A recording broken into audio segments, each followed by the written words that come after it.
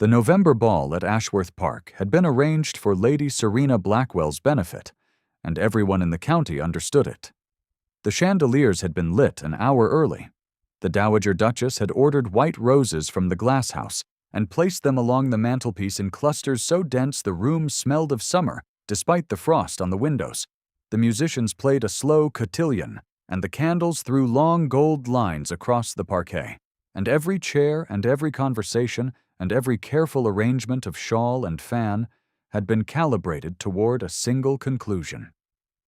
Eleanor Graves stood at the far wall of the ballroom, with her hands folded and her borrowed gown pulling slightly at the waist. She was not a guest. She was companion to Lady Philippa Calder, the Dowager Duchess of Ashworth, and her presence at the edge of the room was functional rather than decorative.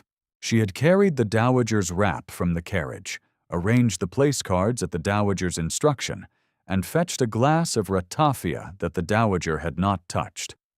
Now she stood where she had been told to stand, which was near the door to the servants' corridor, with her father's small prayer book pressing against her hip through the thin fabric of her pocket. Near the center of the room, Lady Blackwell leaned toward Mrs. Drummond and let her voice carry just far enough. "The vicar's girl," she said, inclining her fan toward Eleanor without looking at her. "Philippa keeps her about for the errands, I suppose. One wonders how long the charity will hold." Eleanor heard it. She had been hearing variations of it for the 8 months since her father's death, since the debts he had hidden in his careful hand had surfaced like stones beneath a retreating tide, and she had accepted the Dowager's offer of employment because the alternative was the poorhouse or a cousin in Halifax who had written once and not again. She kept her face still. She watched the dancers. Then the Duke of Ashworth entered the ballroom, and the temperature of the room shifted. Henry Calder was 31 and had held the title for 9 years. He was tall, dark-haired, quiet in the way that large men are quiet when they have learned that silence is more useful than speech. He moved through the parted crowd with the economy of a man who knew every eye followed him and had decided long ago not to care. His evening coat was immaculate. His face was composed. His hand rested once, briefly, against the breast of his waistcoat, where something small pressed against the lining, and then it dropped to his side. He was expected to stop before Lady Serena. The Dowager had arranged the room so that his natural path would deliver him there, and Lady Serena stood in her ivory silk with her throat luminous and her smile steady and her posture perfect, and every element of the evening pointed toward that pause. He did pause. He inclined his head. He said something low that made Serena smile, and Mrs. Drummond touched Lady Blackwell's arm as if to say, "There, you see. If you have ever watched someone's gaze land on a person it was not supposed to find, you know how quiet the moment is. It is not dramatic. It is not wide-eyed. It is a settling, the way a compass needle settles after spinning. And it happens so quickly that only a person watching for it would notice." His gaze crossed the room and found Eleanor at the far wall. And for the space of 3 heartbeats, he was entirely still. Eleanor did not see it. She was looking at her hands.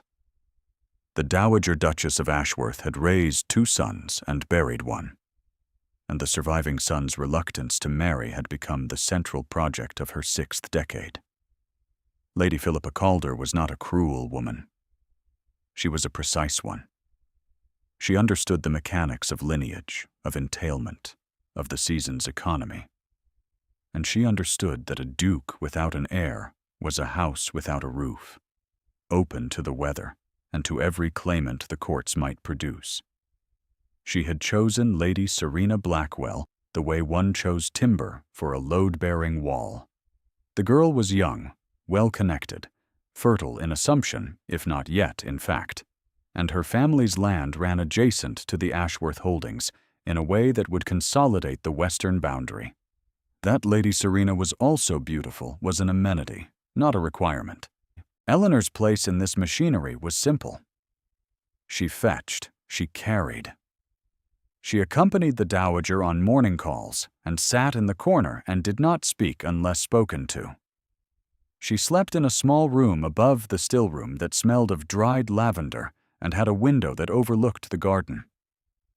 Each night she took out her father's prayer book and turned its pages in the candlelight, running her thumb along the annotations he had written in the margins in his small, exact hand. Notes on the parish. Observations on the weather. A line near the back in ink that had faded almost to nothing that said simply, "Eleanor is the best of what I leave behind." She had not shown anyone the book. She did not speak of her father. The debts he had left, £400 owed to a wine merchant and a bookseller and the physician who had attended his last months, had been settled by the sale of his library, his small collection of geological specimens, and the furniture of the vicarage. What remained was the prayer book, a cambric handkerchief, and a name that carried no currency outside the parish where it had been spoken each Sunday for 23 years. The dowager had made the terms clear on the first morning. Eleanor would receive £40 per annum, a room, meals taken in the housekeeper's parlor, and the understanding that her position was contingent upon usefulness and discretion. The dowager had looked at her the way one looks at a serviceable but unremarkable piece of furniture, assessed its function, and moved on. The days at Ashworth Park had a rhythm Eleanor learned to inhabit. She rose before the household, dressed in one of 3 gowns she rotated with care, and attended the dowager's morning correspondence. She recited from the society pages when requested. She walked the dowager's spaniel when the footman was occupied. She carried messages to the housekeeper, Mrs. Holt, a woman of 60 with steady hands and a gaze that missed nothing, and who had served at Ashworth since before the current Duke was born. It was Mrs. Holt who told Eleanor about the garden. "Her Grace planted it," Mrs. Holt said one morning, handing Eleanor a cup of broth in the kitchen. "The first Duchess, before the boy was born.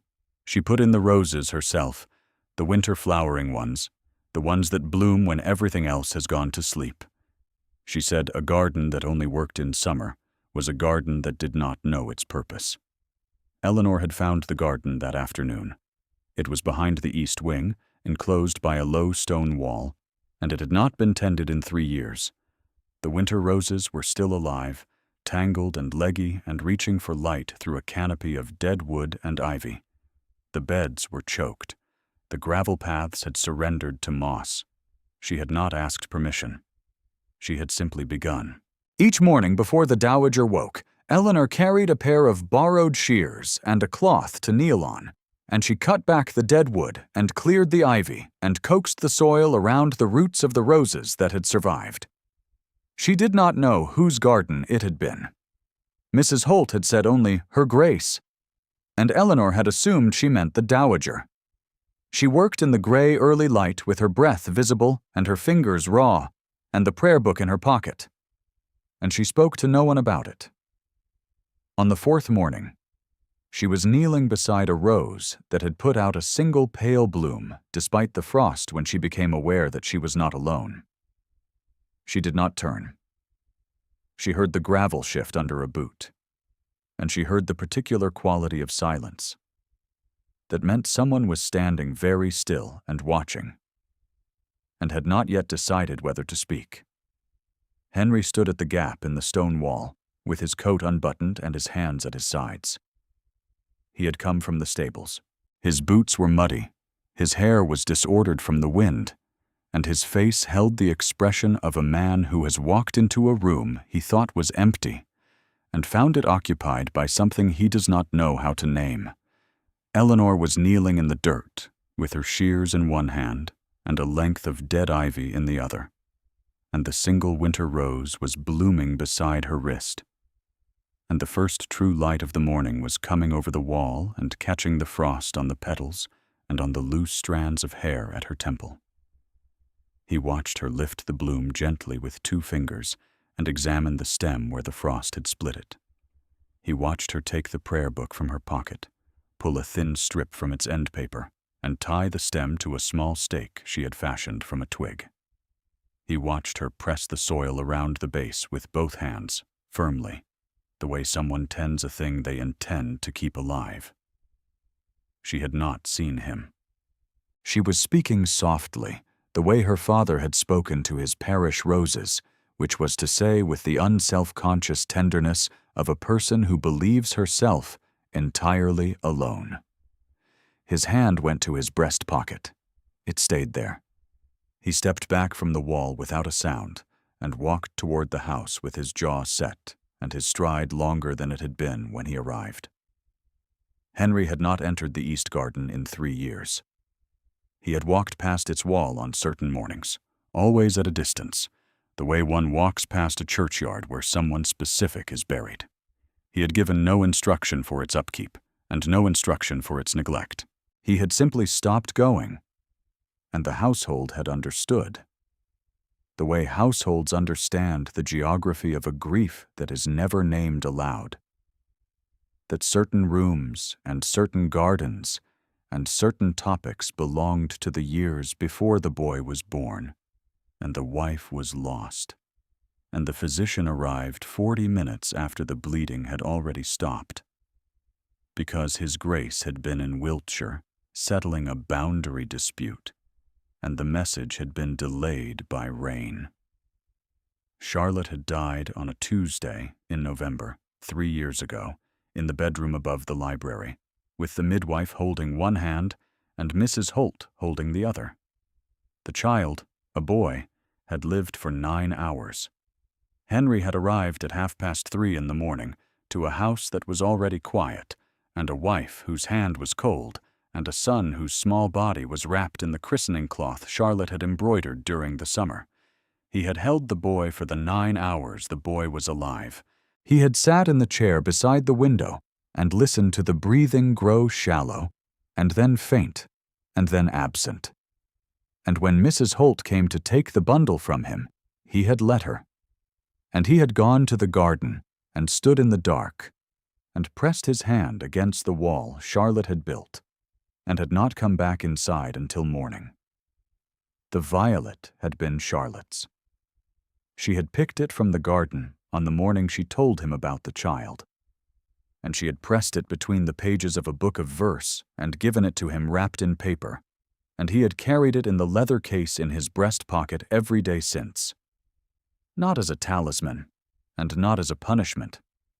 Something closer to a promise that he would not forget the weight of what he had failed to protect. Now a woman he did not know was kneeling in Charlotte's garden with raw hands and a dead father's prayer book, tending the roses his wife had planted. And something behind his ribs had shifted in a way he did not trust and could not name. He went to his study. He closed the door.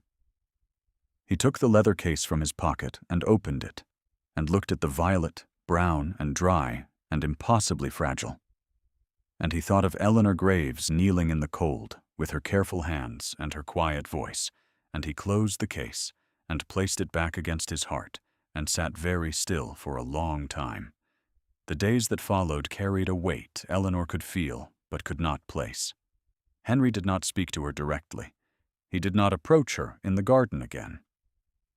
He did not single her out at meals or in the corridors or during the dowager's organized amusements. And yet she was aware of him in every room she entered, with a specificity that alarmed her. She knew where he stood at the archery on the south lawn without turning her head. She knew the sound of his boot on the gravel path before she saw him round the corner. She knew, though she could not have explained how, that he paused at the library door each morning and listened before continuing down the hall. On the afternoon of the archery, a gust of wind caught the target and sent it skidding across the frozen grass toward the ha-ha. Eleanor, who was standing nearest, stepped forward to catch it and lost her footing on the frost and went down hard on one knee. The pain was sharp and immediate, and she pressed her hand to the ground and began to rise. Henry was beside her. Before she understood, he had moved. His hand closed around her elbow, firm and steadying, and he lifted her to her feet with the ease of a man accustomed to managing weight, and not, she thought, accustomed to the proximity of a woman whose face was now level with his throat. "Sit down," he said, his voice low. "You are favoring your left side." "I'm quite well, Your Grace." "Sit down," he said again, and there was nothing in his voice that permitted a second refusal. She sat on the stone bench at the edge of the lawn. He stood over her for a moment, his shadow falling across her lap, and she looked up at him, and he looked down at her, and the November air was cold on her face, and warm where his hand had been on her elbow. And neither of them spoke. Lady Serena, across the lawn, watched them. Her smile did not change. Something behind it shifted, a small, quiet adjustment, the way a woman of breeding adjusts to the discovery that a room she thought was hers has been spoken for. That evening at dinner, Eleanor served the dowager's plate and stood behind her chair, and the dowager did not look at her once. The table was set for 12. Lady Serena sat at Henry's right in a gown of deep green that made her eyes luminous. Lady Blackwell sat across from Mrs. Drummond and smiled with the satisfaction of a woman whose plans are proceeding precisely as arranged. The conversation turned to the season, to an engagement recently announced in London, to the prospects of snow before the month was out. "One hopes the weather holds for the final evening," the dowager said. "I should not like the carriages delayed."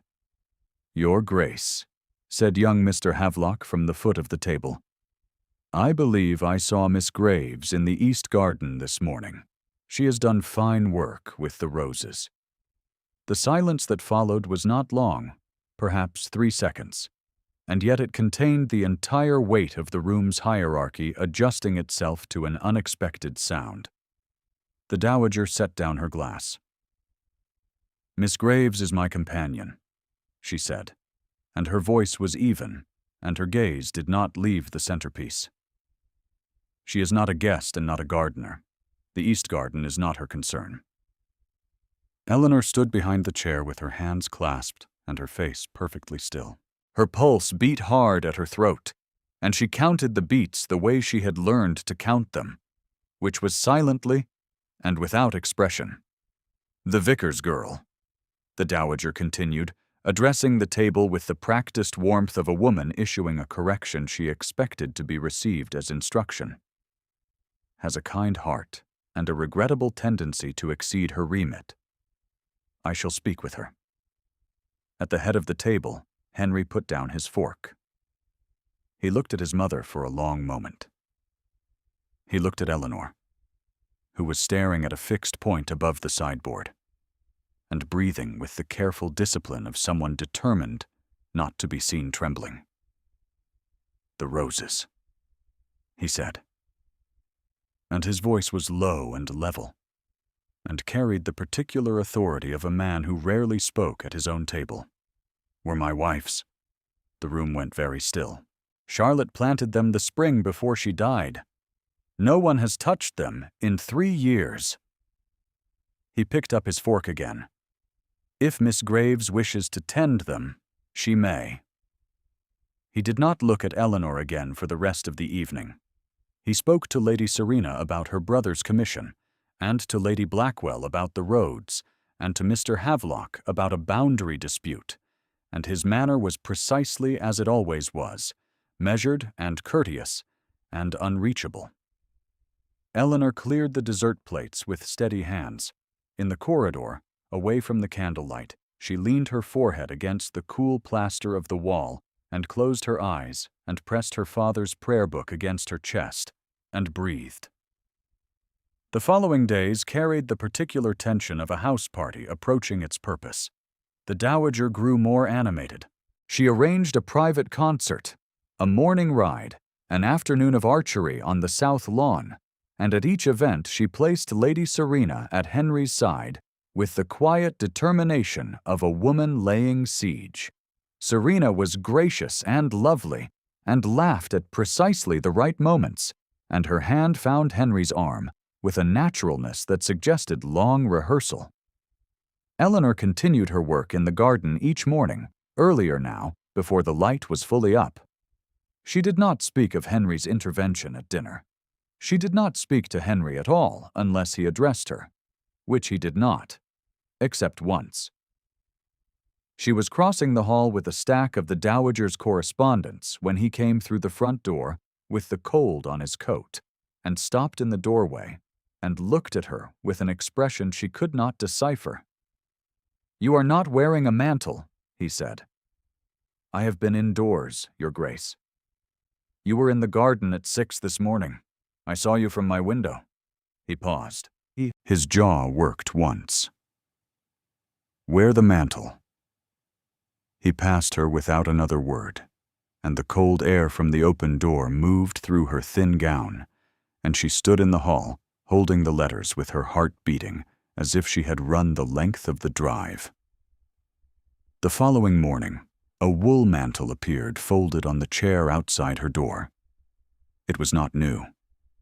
It was dark blue, lined with flannel, well made and worn soft at the collar, and it smelled faintly of cedar, as if it had been taken from a chest that had not been opened in some time. There was no note. Eleanor held it in her hands and pressed the fabric between her fingers and understood, with a clarity that made her chest tight, that it had belonged to Charlotte. She wore it to the garden.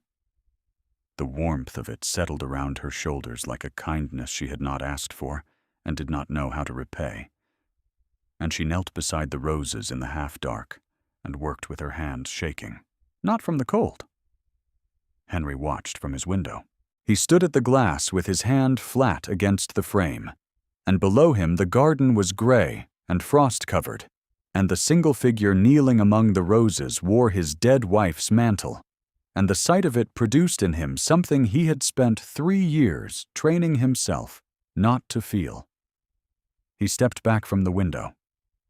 He pressed his hand to his breast pocket, where the violet lay in its case, and he stood in his room in the early morning dark, and did not move for a long time.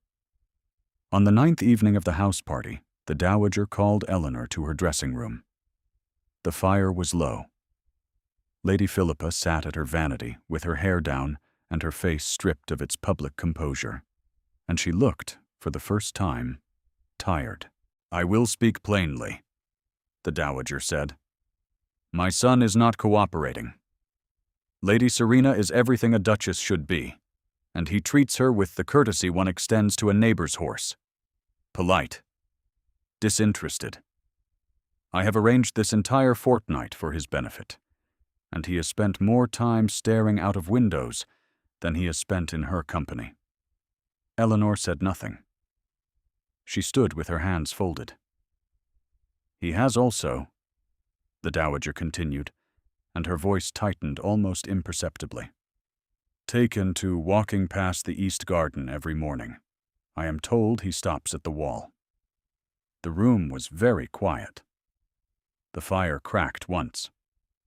"When the party ends," the Dowager said, "you will not be returning with me to London.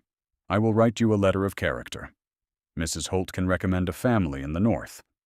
You have been satisfactory in your duties, and I wish you well." Eleanor felt the floor tilt beneath her, a slow, nauseating shift that she held in place by pressing her nails into her palms. The lavender scent of the room thickened. The Dowager's reflection in the mirror was steady, composed, a woman performing a necessary administrative function with the same precision she brought to the arrangement of place cards. "Your Grace," she said, and her voice was steady, "may I ask what I have done?" "You have done nothing. That is the difficulty." The Dowager turned back to her mirror. She picked up a silver-backed brush and drew it through her hair with long, measured strokes. "You are a good girl, and you have a quality that certain men mistake for something more than competence. My son has buried one wife. He does not need a companion with raw hands and a dead father's prayer book convincing him that grief is the same as love. The words landed in Eleanor's chest with the precision of a blade that has been sharpened on certainty. She stood for a moment longer. The candlelight caught the edge of her collar, which was frayed where she had mended it twice, and her shoes were worn at the heel, and her face was pale and composed and absolutely still. She thought of the mantle folded on her bed upstairs, Charlotte's mantle, warm and cedar-scented, and she thought of the roses she had pruned that morning, and she thought of her father's prayer book and the line in the back that said, "Eleanor is the best of what I leave behind," and she made a decision. "I will leave in the morning," Eleanor said. "I will take what I brought and nothing more. The mantle on my bed belonged to your son's wife, and I will return it to Mrs. Holt before I go. I should not like your grace to think I came for anything I did not earn." She walked to the door. She turned. "The roses will need water through December," she said. "The pale one by the south wall is strongest. Charlotte, I think, knew what she was doing when she planted it there." The dowager's hand stopped on her brush. Her reflection in the mirror shifted, a fractional widening of the eyes that might have been surprise or might have been the first tremor of something she had not anticipated, which was that the vicar's girl would leave on her own terms rather than on the dowager's.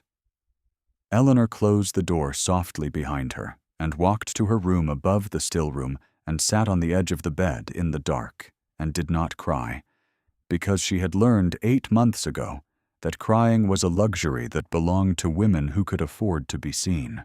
The following morning, the day of the final ball, a housemaid named Agnes found Eleanor packing her small trunk and said, in a voice that carried the particular cadence of information delivered as kindness, "The dowager told Mrs. Holt this morning that the vicar's girl is to be gone by tonight. She said it at breakfast, miss, in front of the footman and Lady Blackwell and all of them." Eleanor folded her second-best gown into the trunk. She placed the prayer book on top, wrapped in the cambric handkerchief. She folded Charlotte's mantle separately and set it on the bed for Mrs. Holt to collect. "Thank you, Agnes," she said. Agnes lingered at the door. "Mrs. Holt was crying, miss. I have never seen Mrs. Holt cry. She said you were the only person in this house who remembered what the garden was for." Eleanor closed the trunk. She ran her hand along the latch, which was brass and dented, and had traveled with her from the vicarage to Halifax to Ashworth Park. And she thought that she had become very practiced at closing things. The house spent the day in preparation for the evening. Eleanor heard the bustle through her floor, the scrape of chairs being rearranged, the clink of glass, the steady murmur of servants moving with the particular urgency of a household that knows it is performing the final act of something important. She did not go downstairs. She sat in her room with the trunk packed and the mantle folded and her borrowed gown hung on its peg, and she watched the light move across the ceiling and thought of her father's garden in the vicarage, small and imperfect, where the roses had grown wild because he loved them too much to prune them. And she missed him with a force that took her breath. Late in the afternoon, she heard footsteps on the stairs that were not Agnes's and not Mrs. Holt's.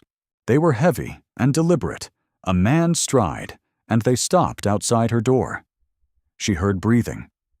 She heard a hand placed flat against the wood, a sound so slight she might have imagined it. The footsteps retreated. She did not open the door. That evening, for the final ball, the ballroom at Ashworth Park blazed as it had on the first night. The same chandeliers, the same white roses, the same musicians playing the same slow cotillion. The candles threw their gold lines across the parquet, and the guests moved in their careful orbits, and the room smelled of summer again despite the frost that had thickened on the windows since morning. The dowager stood at the center of the room in dark silk with diamonds at her throat, and Lady Serena stood beside her in ivory. And the arrangement of the room said everything that needed to be said about what was expected to happen next. Eleanor was not there. She was in her room with her trunk packed and Charlotte's mantle folded on the bed and her borrowed gown hung on its peg. She sat on the narrow mattress with the prayer book open in her lap and her father's handwriting blurring under her gaze, and she listened to the music rising through the floor. The sound reached her muffled and distant, a slow three-quarter time that turned the room below her into something she could feel in the boards under her stockinged feet. And she closed the book and pressed it to her chest, and listened. Mrs. Holt knocked. She did not wait for an answer. She opened the door and stood in the frame with her hands folded and her face grave and her eyes red at the edges in a way that confirmed what Agnes had said about the crying. "Miss Graves," she said, "His Grace has asked for you." "I am leaving tonight, Mrs. Holt." "I know." The old woman paused. Her gaze moved to the prayer book, then to the folded mantle on the bed, then back to Eleanor's face. "His Grace asked for you by name. He asked me to bring you to the ballroom. He said to tell you that you are not being summoned. He said to tell you that you are being invited." Eleanor looked at her. The music played below. The night was cold and clear, and through the small window she could see the garden wall and the sky above it, heavy and low, and carrying the weight of what the county had been predicting all week. She put on the borrowed gown. She smoothed the frayed collar with both hands, pressing the fabric flat where it would not quite lie flat. She placed the prayer book in her pocket, where it pressed against her hip as it always did, as it had pressed against her hip every day since her father died. And she looked at herself in the small glass above the washstand and saw a woman with a plain face and a steady gaze, and nothing in the world except what she carried. She followed Mrs. Holt down the stairs. The ballroom fell quiet by degrees as Eleanor entered. Not silent.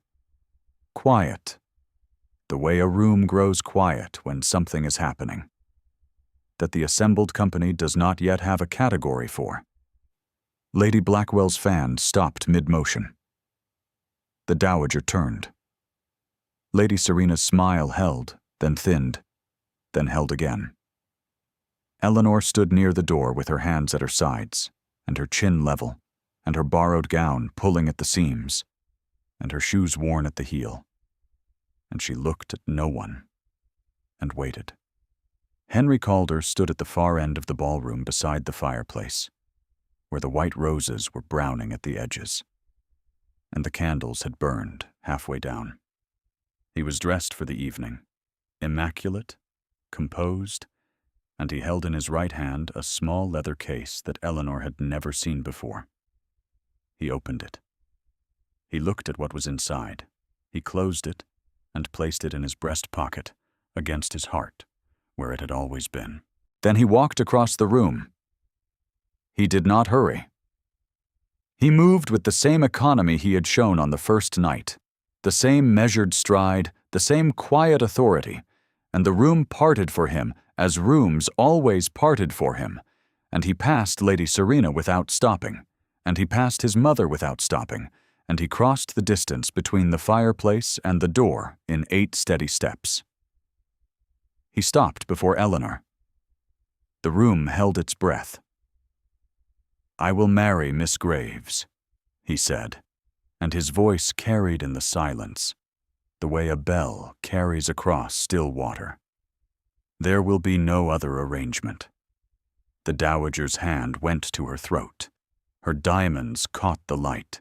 Her mouth opened, and for the first time in Eleanor's memory, no sound came out. Lady Serena stepped back. Her face held a sequence of emotions too quick to separate, surprise and recognition, and something that might have been relief, because Lady Serena Blackwell was not a fool, and she had spent a fortnight watching a man fail to love her and had begun to understand that the failure was not a reflection on her worth. Lady Blackwell's fan closed with a snap. Mrs. Holt stood in the doorway behind Eleanor with her hands clasped and her eyes bright, and she said nothing, because Mrs. Holt had known Charlotte, and Mrs. Holt had watched the garden, and Mrs. Holt had understood before anyone else in the house what the winter roses meant. Henry looked at Eleanor. His face was stripped of its composure. His jaw was set, and his eyes were steady, and his hand trembled at his side, the first time she had ever seen any part of him tremble. "Eleanor," he said. And it was the first time he had used her name, and he said it the way one says a word one has been holding in the mouth for a long time, carefully, and with the faint surprise of its weight. She looked up at him. Her breath was shallow, and her pulse was visible at her throat, and her eyes were full, and she did not look away. "Your Grace," she said. "Henry," he said. "My name is Henry." Mr. Pembroke, the family solicitor, emerged from the card room where he had been waiting with a glass of port and a document he had prepared that morning at the Duke's instruction. He crossed to where they stood and inclined his head. "Your Grace," he said. "Miss Graves. The settlement papers are drawn. The engagement may be announced at your convenience." The Dowager sat down. She sat in the nearest chair, which was not her chair, and her posture, which had been perfect for 62 years, folded very slightly at the center. She did not speak. She looked at her son's face, and she looked at Eleanor's face, and she looked at the roses on the mantelpiece that she had ordered for an entirely different evening, and something moved behind her eyes that was not anger, and was not defeat, and was, perhaps, the first stirring of a recognition she had not permitted herself until this moment. The crowd murmured. Mr. Havelock raised his glass. A woman near the window, whose name Eleanor did not know, pressed her handkerchief to her eyes. The musicians, uncertain, began the cotillion again from the beginning, and the candles burned lower, and the room reassembled itself around a new understanding. Henry offered Eleanor his arm. She took it. His coat was warm beneath her fingertips, and she could feel the leather case in his breast pocket pressing against her wrist, and she understood now what it was, and whose it had been. They did not dance. They walked together through the ballroom and through the corridor and through the door that led to the east garden. And the cold air met them, and the gravel was silver with frost, and the roses stood in their beds, pruned and tended and alive, and the sky above the wall was low and heavy and still. He stopped beside the pale rose by the south wall, the strongest one, the one Charlotte had planted in the place where it would get the most light. "She would have liked you," he said. His voice was low. "She would have liked what you did here." Eleanor touched the rose's stem, where the strip of end paper from her father's prayer book was still tied around the stake. The ink of her father's handwriting was faint against the pale paper, and she could not read it in the dark. And she did not need to. "My father wrote sermons for a parish that forgot him within a week," she said. "He would have liked that something he loved found its way into a garden that someone remembered." Henry took the leather case from his breast pocket. He opened it. Inside, pressed flat and brown at the edges, but still holding its shape after 3 years, was a single violet. Charlotte's violet, from the morning she had told him about the child, in this garden, beside this wall. He did not explain it. He did not need to. Eleanor looked at the violet and looked at the rose, and looked at the man who had carried both for longer than he should have had to carry them alone. "I am not Charlotte," she said quietly. "No," he said. "You are Eleanor, and I'm asking you to stay." The first snow began at midnight. It came softly, without wind, the flakes falling straight down through the still air, and landing on the roses and on the gravel, and on Eleanor's hair, and on Henry's shoulders, and on the leather case he had closed and returned to his pocket, where it would remain. Not as grief now, and not as guilt, and not as penance. And she understood now that some things are carried not because they are heavy, and simply because they are loved. They stood in the garden in the snow, and the house was lit behind them, and the music was faint through the glass, and the pale rose held its single bloom against the cold. He took her hand. She let him. The snow fell on the winter garden that two women had loved, one who had planted it, and one who had saved it, and the man who had lost the first and found the second stood in the silence of the midnight snow, and did not let go. If this story found you at the right moment, I am glad you stayed. Thank you for being here until the snowfall. In the morning, Mrs. Holt would find them at the breakfast table, seated together, the prayer book between them and the leather case beside it, and she would set down 2 cups of chocolate without a word and walk to the window and look out at the garden, white now, and quiet, and she would press her hand to the glass and smile, because the winter roses were still blooming beneath the snow, and the house, for the first time in 3 years, was warm.